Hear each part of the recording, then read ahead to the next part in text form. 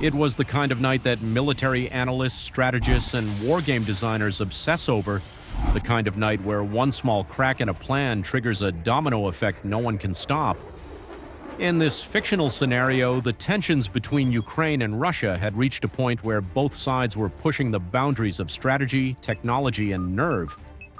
What unfolded was not a real event, but a dramatic reimagining of modern warfare, where timing, deception, and precision converged to create one of the most intense turning points of the conflict's imaginary timeline. And as this story opens, Ukraine was about to spot an opportunity so rare, so fleeting, that missing it would have changed the course of the entire night. The moment that froze a command center. According to this fictional account, Ukraine's surveillance network detected movement in the skies that went far beyond standard operations. Analysts watched as wave after wave of radar signatures appeared in synchronized patterns. What shocked them wasn't just the size of the formation, but the structure of it. 2 strategic bombers at the center, several supporting aircraft behind, and, most crucially, 2 airborne refueling tankers leading the formation's earlier departures. In military fiction, tankers are always portrayed as high-value support assets, and here they became the symbolic weak point of an operation. For the fictional Ukrainian command, these aircraft represented the nerve center of the entire strike package. Remove them and the mission loses its reach. Protect them, and the operation expands into a threat across hundreds of miles. In the quiet of that underground bunker, every operator understood the same truth. This was the window they'd been waiting for. A calculated decision at the highest level. While tension grew across the command center, the fictional scenario describes how Ukraine's leadership faced a decisive choice. They couldn't disrupt the entire formation, and they couldn't defend against every potential incoming strike. But what they could do was take one high-value asset out of the equation, and that single move could alter the momentum of the night. The president's order in this narrative wasn't emotional or rushed, it was strategic. Focus on the single target that would collapse the enemy's ability to sustain a long-range operation. And in this story, the tankers became that target. Their destruction wouldn't symbolize revenge, it would represent control over the tempo of conflict, disabling the enemy's extended reach without a direct confrontation. The more analysts studied the flight paths, timing gaps, and escort patterns, the more they agreed. If there was ever a moment to strike at a mission's foundation, this was it. Setting the trap with deception. In the fictional sequence, the first phase of Ukraine's plan didn't involve firepower, it involved illusion. A small fleet of lightweight decoy drones was launched to trigger a predictable reaction from the opposing air defenses. Crafted to mimic the radar signature of a legitimate strike formation, these drones served a single purpose: overwhelm the radar picture and deplete resources without putting real assets at risk. In this narrative, air defense operators across the border reacted exactly as scripted, confused, pressured, and eager to neutralize what they thought was a major attack. The barrage of defensive fire that followed wasn't destructive to aircraft, but to readiness. For a brief but critical moment, their focus shifted entirely to the decoys, creating openings across the defense grid. This wasn't warfare driven by brute strength. It was warfare driven by patience and psychological manipulation, where one side forced the other into reacting before thinking. A perfect window opens with the opposing defenses momentarily thrown off balance.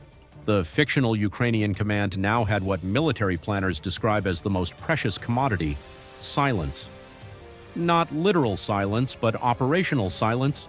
A moment where radars were recalibrating, missile systems were resetting, and operators were recovering from their own overreaction.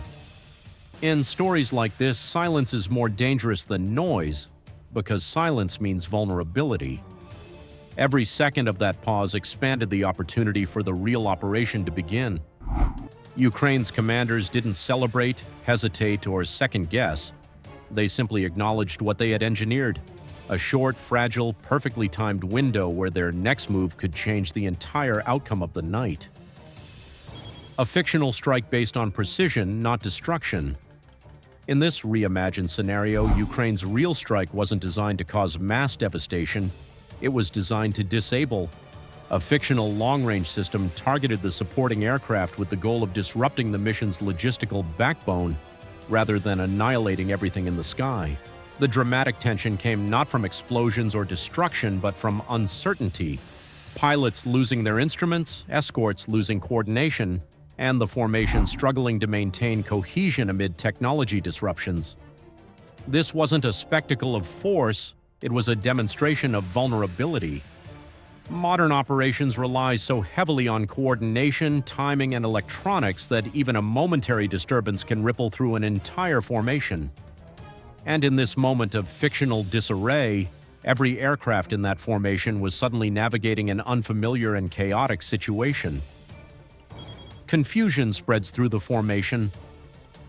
According to the narrative, the electronic disruption didn't damage any aircraft, but it turned the operational picture into a haze.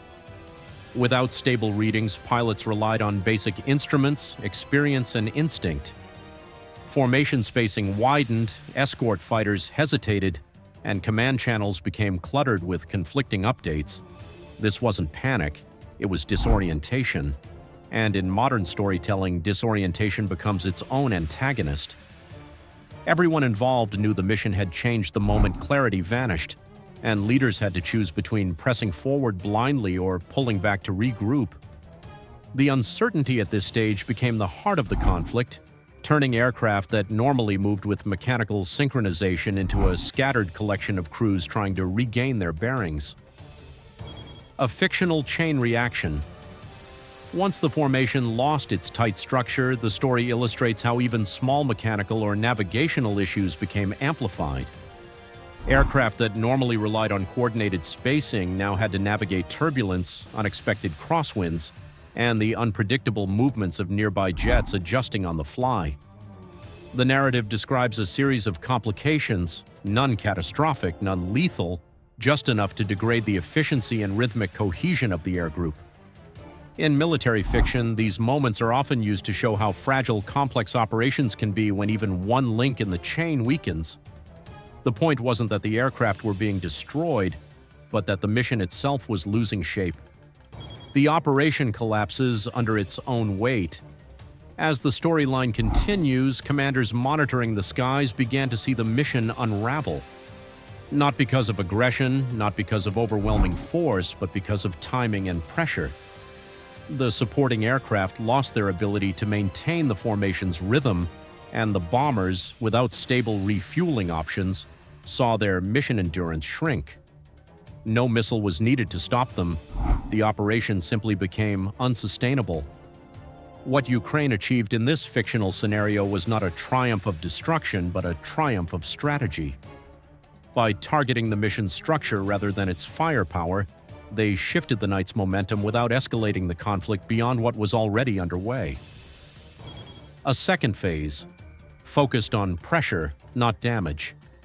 With the air formation disrupted, the fictional narrative shifts to a new strategic goal, applying economic and logistical pressure.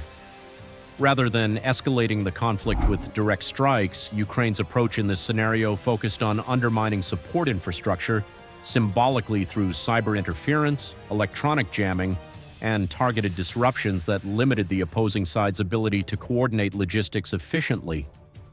These actions didn't cause mass destruction, they caused delays, confusion, and resource strain.